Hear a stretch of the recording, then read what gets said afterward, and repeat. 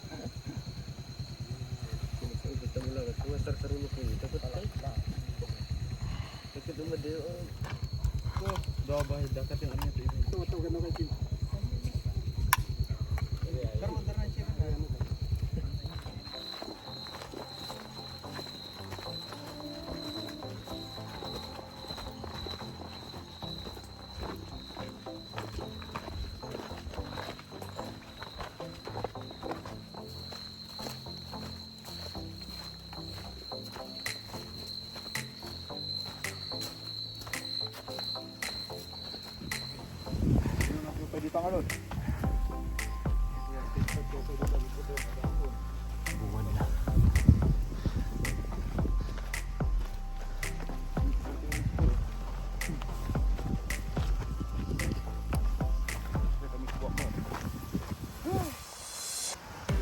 And around 3:45 AM nung umalis kami ng homestay. Then ayun, medyo challenging na motor ride. 30 minutes hanggang jump off point. Then from the jump off point, parang abutin ulit ng another 30 minutes bago dito sa may hindi makita sa bungad ng Smith Volcano. So rest lang saglit bago akitin yung vulkan.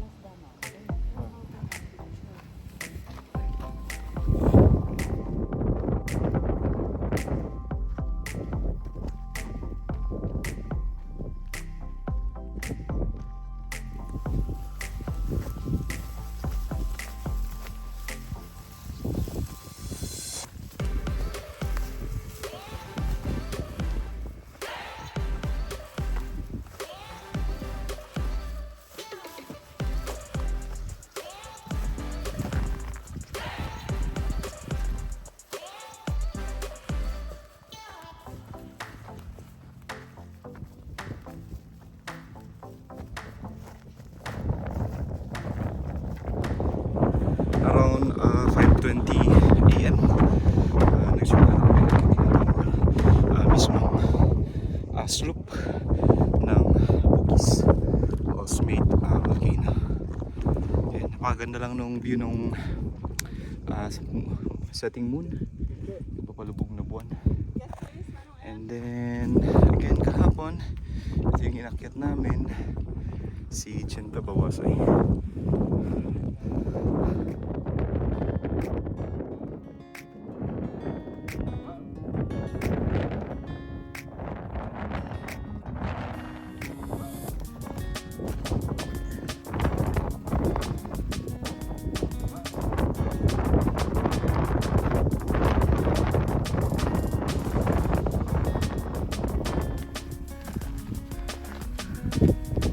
Welcome. Pero walang sa dulo.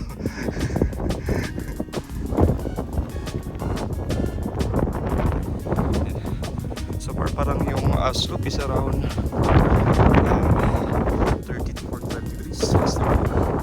Pero yung papalapit sa tuktok, medyo mas malala yung slope. So bale pala yung inakyatan natin na part is parang based na estimate ko, parang medyo northeast slope lang. So bale ganun yung train.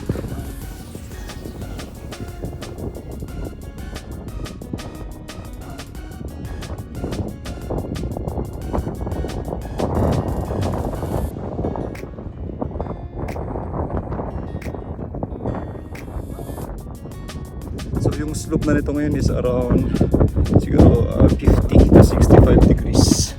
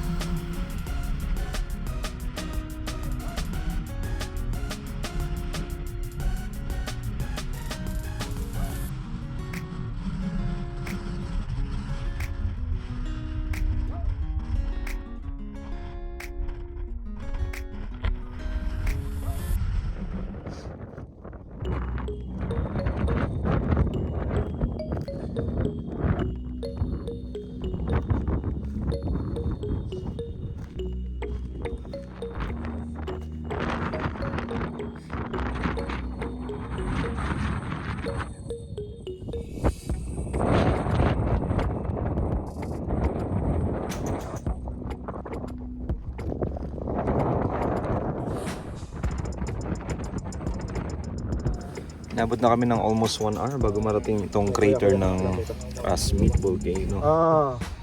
Ayun, kape tayo.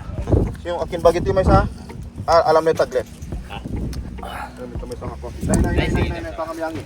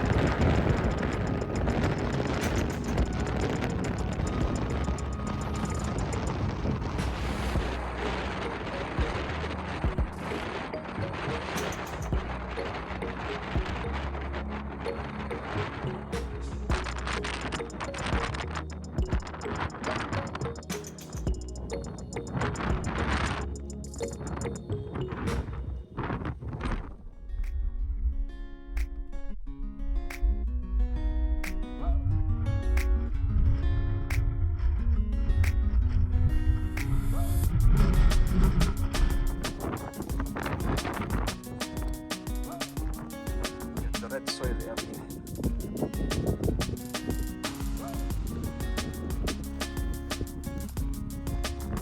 Ang tindi ng napakalakas ng hangin dito sa may northeast slope, pati dun sa may crater, kaya hindi tayo unfortunately hindi tayo makapagpalipad ng drone. Sinubukan ko kanina naman.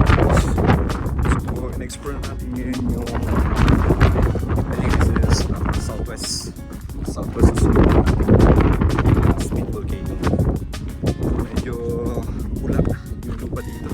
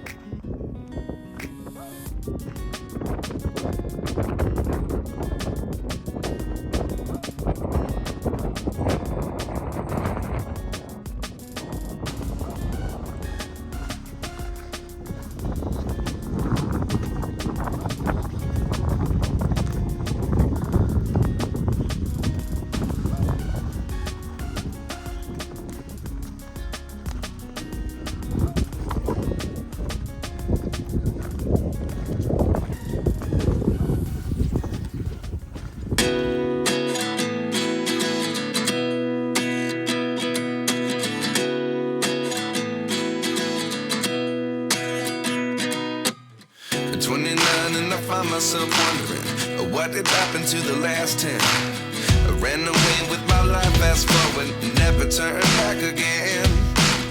It's kind of funny that the more we pass time, the more we need to set the rewind. And 19 was the year I had to leave you, but now I'm seeing all the signs. Is this really happening? I can't believe it's true. I'm just as surprised as you. Is this really happening? I can't be too sure, but one day I'll be yours again.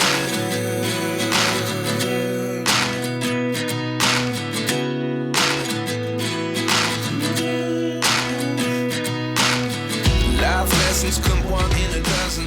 The other 11 give something from nothing. Yan, so napakaganda ng experience dito sa Smith Volcano, pero I guess hindi to recommended sa beginners, lalo na yung slope niya. So mahirap ito akyatin actually.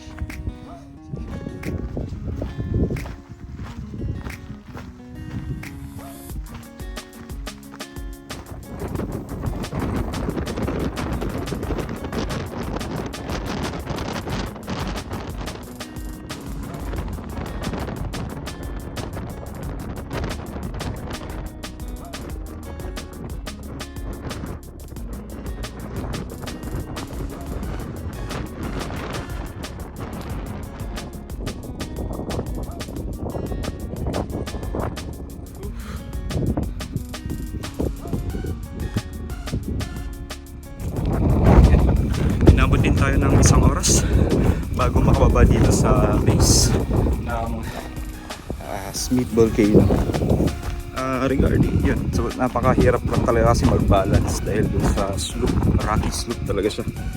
And then regarding sa mga fees dito, 1:1 din yung guide, and yung guide fee is 1,000 pesos. So bakit 1:1 daw? To make sure na yan, kung just in case may emergency, talagang marami tayong guide na tutulong, or just in case matutulungan para tulungan just in case may emergency or may aksidente kung sakaling na.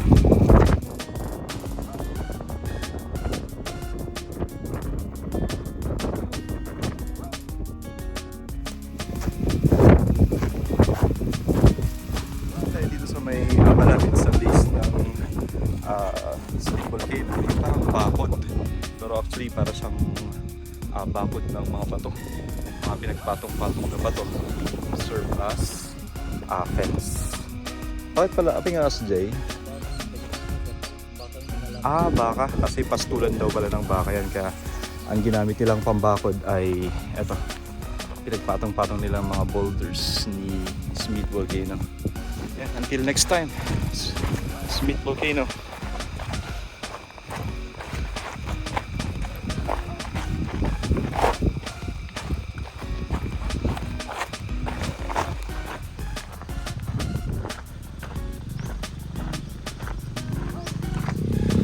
galing sa summit ng Smith Volcano.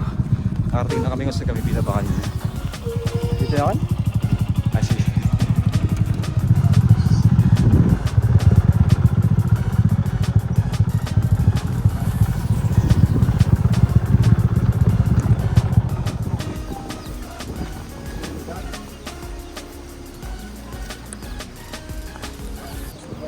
Yung last na allowed pala na biyahe galing Babuyan is 2 PM. So dapat kung goal natin pagkatapos mag-hike ng Pukis is makaalis agad. So dapat makababa tayo ng mas maaga before 12.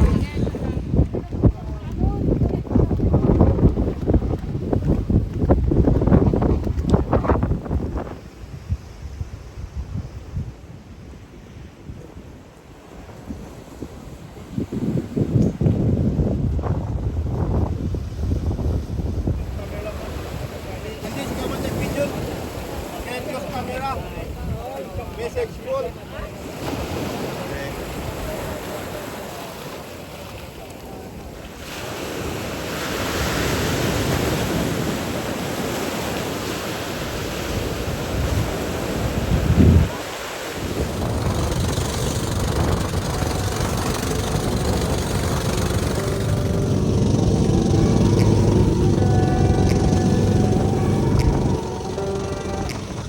Take me back to a place where I felt at home. Take me back to a day when we weren't alone. Take me back to an age when the world felt small. Way back before we blew it all. Take me back to a place where I felt at home. Take me back to a day when we weren't alone.